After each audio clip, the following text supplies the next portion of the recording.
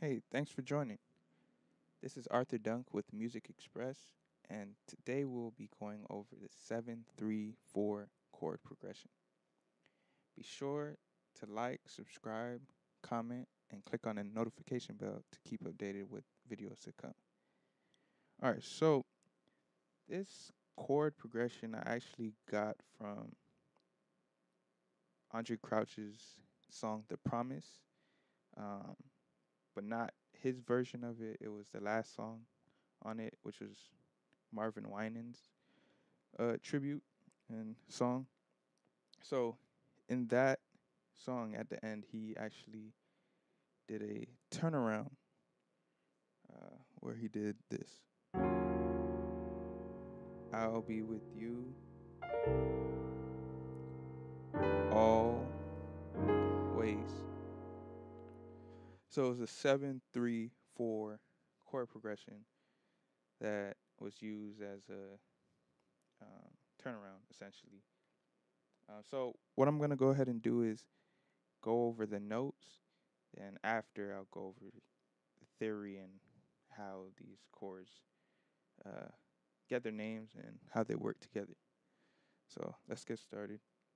So first we have two C's, our left hand. In our right hand we have an A, B flat, D, F. And it's rolled down from the top. Okay, from there we go to the 3. So that was over the 7 of, well, I should have went over that.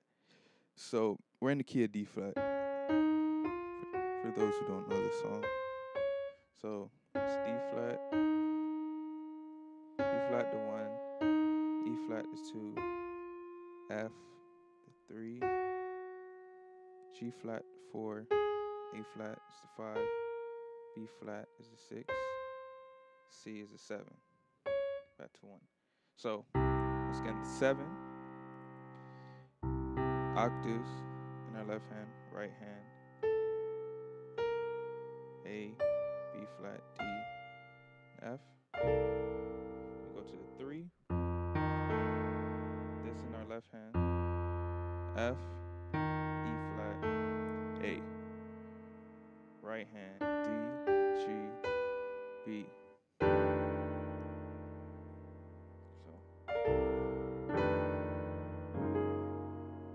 we go to the 4 with this voicing, which is G flat, D flat, A flat, right hand, B flat, E flat, F, A flat. Okay, so now I'm gonna go over the theory behind these notes. So we have C, C. It's gonna be the same notes. So I'm just gonna explain it. So we have C, which is the 7th, and what makes this chord progression really unique is the fact that um, usually when you're on the 7 of a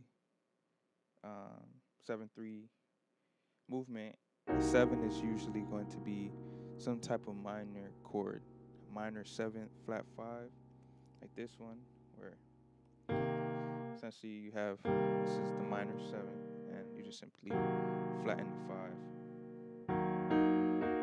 So minor 7 flat 5, or sometimes you'll have a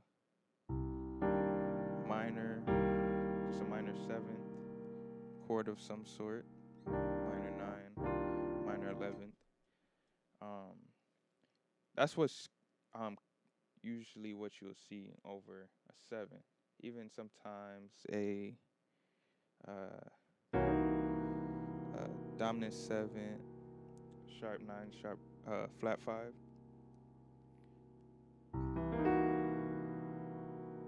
Or any other form of altered chord over the 7. But in this case, which made it very unique to me, is the fact that it had a dominant chord over the 7, but it was a sus dominant chord. And why it's a sus is because it has the 4th note of the scale in it, which would be this F. So let's spell that out. So we have the C, which is the 1.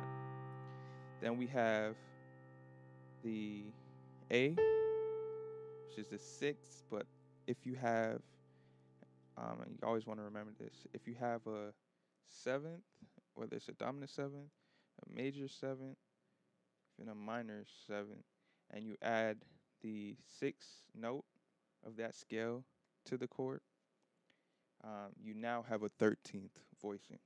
So in this case, we have the flat seventh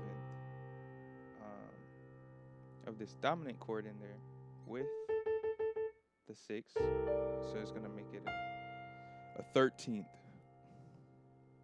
And you also have the ninth, which is the D, and that's just simply from counting the scale. So you have 1, 2, 3, 4, 5, 6, 7. So that's the flat seven.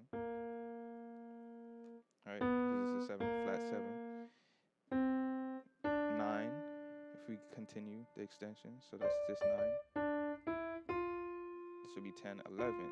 That's the 11th, and continue 13. So that's how it gets its name, C13th sus. Okay, so from there, it goes to a F, E flat, A in the left hand, with the G major chord essentially in the right hand. Both of these chords together gives you this voicing and this chord name, which is F9, 13, sharp 11. And let's see why we get all of those, numbers in the name. So we have the 1, the flat 7th of F. You have the 3rd. And whenever you have, and this is a short tritone tutorial, whenever you have the 3rd and flat 7th of a bass note,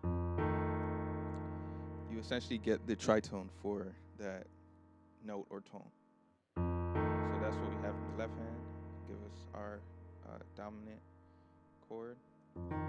Then the rest is going to basically do this extension. So we have, like I said, flat 7, we have the 3rd. This would be the 6th, but because we have the flat 7th, once again, it's going to be called a 13th. All right. Then we have the 9th of F.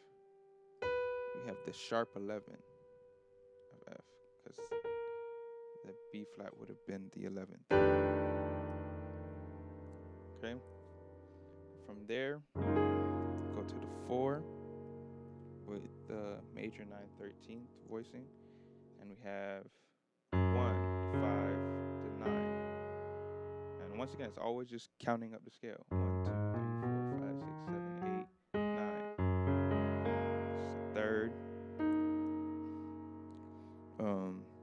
This would have been the 6th, but because we're gonna have the major 7th, it's gonna be called the 13th now. And we just put the 9th once again.